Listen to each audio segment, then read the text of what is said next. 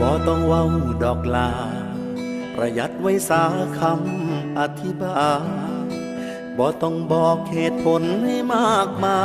ยถ้าจุดหมายเจ้าคือจบเท่านั้นก็บ่แม่นฮักดอกตีกับหลายปีที่เฮามีหยังกัน เมื่อบ่มีเยื่อใยต่อความฝันก็ถึงวันอายต้องอกหักคงเบิดคักเบิดแน่แล้วเนาะบ่มีทางไปต่อแล้วเนาะฮักเป็นย้อนยังอายบ่อยากฮู้จักแต่เสียใจคัก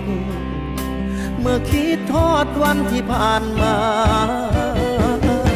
เจ้าตัวว่าฮักอายเจ้าทำท่าฮักหลายจนอายเสื่อสู้เพื่อฮักบ่เคยเหนื่อยบ่เคยเบื่อบ่เพื่อความฝันเพื่อคำสัญ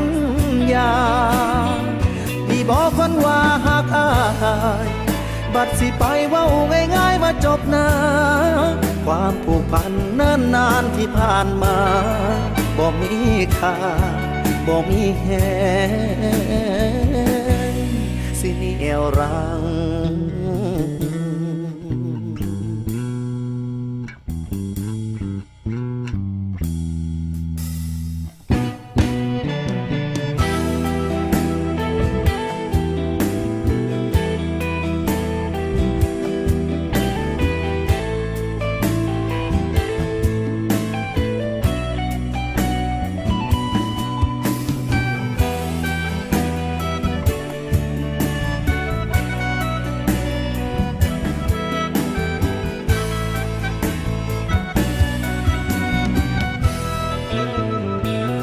บ่ต้องเว้าดอกลาเอาเก็บไว้สาคำว่าห่วงลาปล่อยให้คนถือตัวคืออายได้สาใจกับฮักที่พ่ายพังเวลาดีๆของชีวิต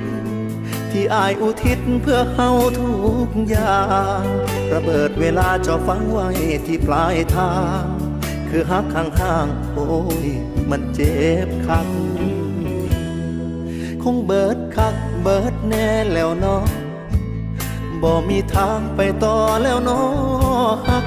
เป็นย้อนยังอายบ่อยากฮู้จักแต่เสียใจคักเมื่อคิดทอดวันที่ผ่านมาเจ้าตัวว่าฮักอ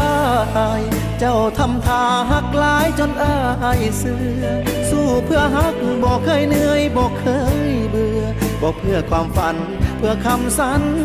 ญานี่บอกคนว่าฮักอายบัดสิไปเว้าง่ายๆมาจบนะความผูกพันเนิ่นนานที่ผ่านมาบ่มีค่าบ่มีแพงสิเหนี่ยวรังอายเพิ่งรู้ว่าวันที่ผ่านมาเจ้าบ่เคยบ่เคยฮักอาย